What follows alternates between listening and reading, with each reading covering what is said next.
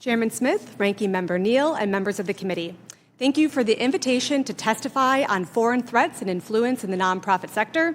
My name is Caitlin Sutherland, and I am the founding executive director of Americans for Public Trust, a nonprofit, nonpartisan organization that works to uncover and publicize foreign money and influence in politics and policy. Foreign nationals, foreign charities, and foreign governments are actively exploiting loopholes to funnel their foreign dark money into important American policy fights, institutions, and electoral tools, and they're utilizing the nonprofit sector to do it.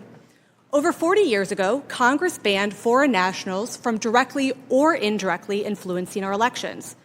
And while federal law is still inadequate when defining what foreign nationals can and cannot do in the electoral space, it is even worse to non-existent in the nonprofit policy space. The unprecedented rise of foreign donations to nonprofits should be a concern to every American. Tax-exempt organizations, most commonly 501c3s and 501c4s, are important institutions in our modern society. They are supposed to serve as charitable backbones in the community, educate the public, and promote the common good. And yet, they've been co-opted by foreign actors who are quietly driving radical changes right here in America. This threat of foreign interference is not a hypothetical one.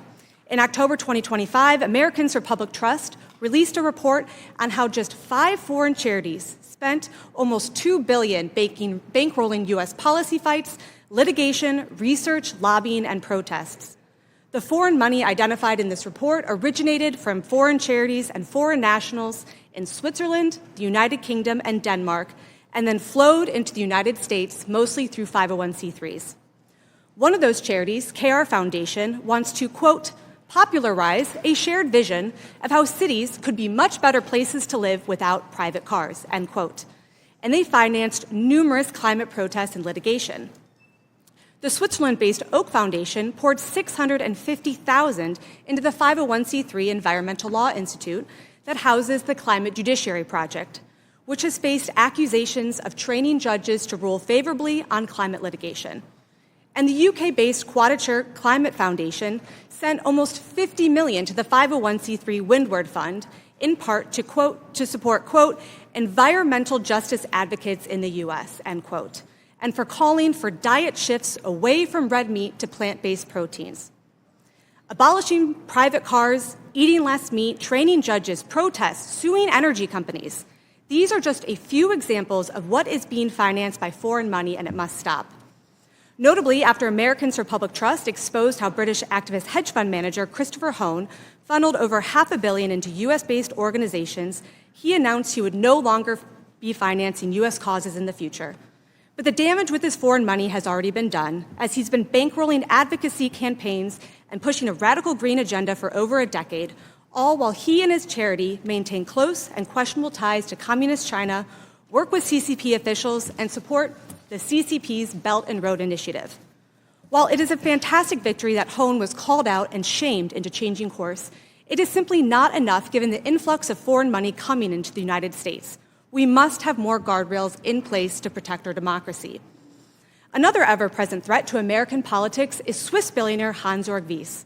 Mr. Wyss, who once said he, quote, never felt the need to become an American, end quote, has instead, as stated in his biography, found a way to, quote, exert an influence on American domestic politics through his foundations, end quote.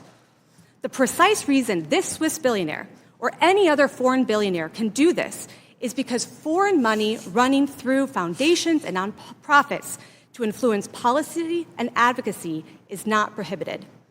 This has allowed Mr. Wyss to keep the lights on at numerous left-wing nonprofits around town, including giving $280 million to 1630 Fund, $30 million to the League of Conservation Voters Network, $9 million to the ACLU Network, and $7 million to Indivisible, the chief organization leading nationwide protests. How these tax-exempt organizations can simultaneously raise and spend hundreds of millions of dollars from foreign actors, be it from Switzerland or China, all while seeking to influence policies in our backyard, is a problem worth solving. I look forward to discussing ways to prevent foreign influence in the nonprofit sector. Thank you.